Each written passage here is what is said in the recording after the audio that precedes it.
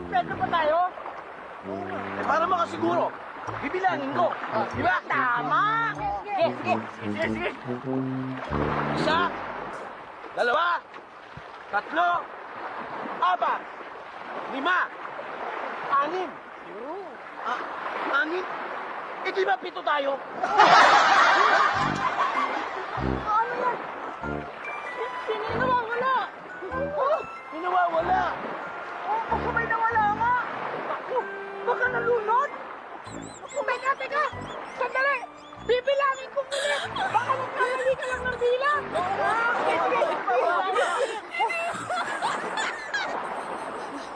Isa. Dalawa.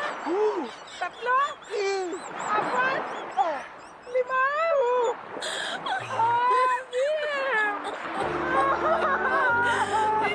Alam tayo. Baka nga nalunod. Kaya naman, baka nahuli. Pagkagipin natin. Palapin natin. Tatlo, apat, lima, anim. Naku! Kulang talaga tayo ng isa. Ano nang gagawin natin? Hindi na talaga tayo kumpleto. Ang mainam siguro, ipagdasal na lang natin ang kaluluwa ng isa pa nating kasamang nawawala. Kung sino man siya, at nasaan man siya, naway maging maligayang kanyang kaluluwa.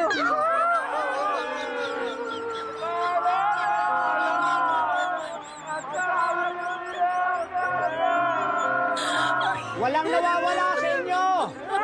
Walang nawawala! Isa! Dalawa! Tatlo! Apat! Lima! Anim! Pito! Himala ng langit!